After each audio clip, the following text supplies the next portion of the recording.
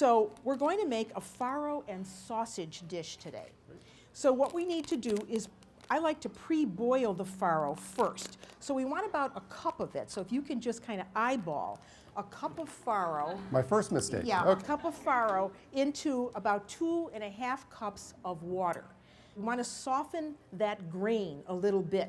And then to flavor the dish with the onions, and this is really important, is you get the pan hot first, just like what you did.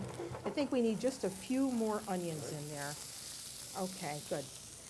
So we want to give that some salt, because as you cook, you should season as you go.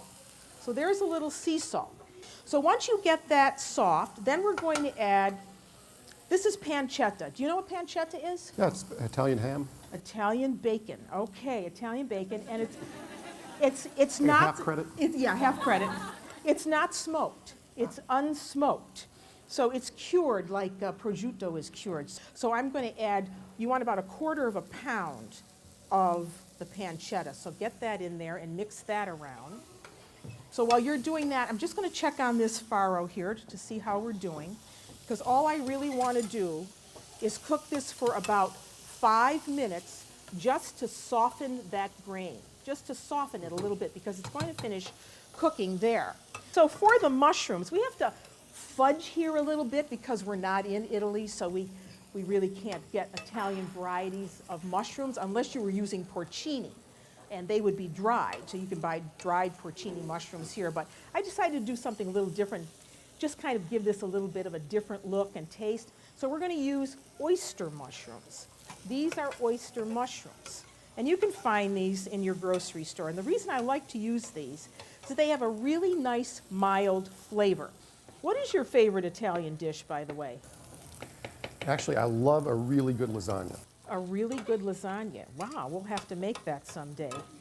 Yeah, maybe I could get my doctorate based on that. So now in go our oyster mushrooms, and with it we're going to add some button mushrooms. Just regular button mushrooms. It smells fabulous, by the way. Yeah, because of the pancetta. Now we can start turning the mushrooms, because you see they start to get a little bit of color on them, you see? Mm-hmm. Starting to get a little bit of color. All right, now that looks pretty good, and I'm about ready to take out the farro. So while you're grating the cheese, I'm going to turn that off, and I have an instant sink right here. So I'm going to drain off that water and take this farro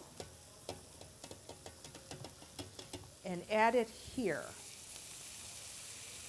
All right, because now it's going to finish cooking in the mushroom base. All right, so now we have this in, we need to add sausage. So we have some, what I like to use is good Italian sausage in a casing. Take the casing out and then break up the sausage meat. So we don't need all of this, so I'm just going to take, in the recipe you're going to use about 1 pound. All right, so we put the sausage meat in, and we break that up. So now I'm going to let you cook that while I get the other ingredients ready for this. So now we have our cheese grated, so we're going to leave that off to the side. But we have to put some liquid with this because we need that farro to continue to cook. So I usually like to do this recipe in the summertime when I have fresh tomatoes in the garden, because then I squeeze a lot of tomatoes. But if you don't have tomatoes at the ready, this isn't a good substitute. You could just use tomato juice, which is good for you. So you want about 2.5 cups. That's about 2.5 cups of tomato juice. And then, just to give it a little bit more body, I'm going to use some red wine. And this is a Centine Rosso, which is a wonderful Italian red that's going to be perfect Full body. with this sausage dish. So I'm going to put 1/2 cup of that in with the tomatoes. And I always tell people, whatever wine you enjoy drinking, you can cook with. Can you smell this? This just, Ooh, yeah. just very grapey.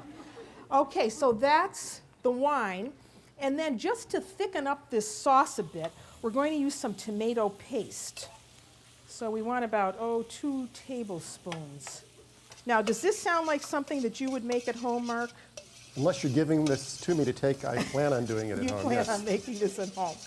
All right, once this is all blended like this, how does the meat look? The meat looks That's good. good. Yeah, it's getting there. Yeah. Yeah.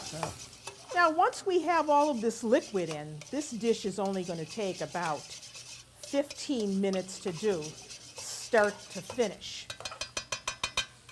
All right, there is the tomato mixture. Here's one of my other tricks. You know how you're always splattering yourself? Well, if you put a spoon in the pan before you pour in the liquid and pour it over the spoon, it's not going to go anywhere but in the pan. Oh boy, that just fits. Now this is going to take about 15 minutes for all that liquid to be absorbed. We're going to cover it. And in 15 minutes, we're going to have that wonderful farro sausage and mushroom dish.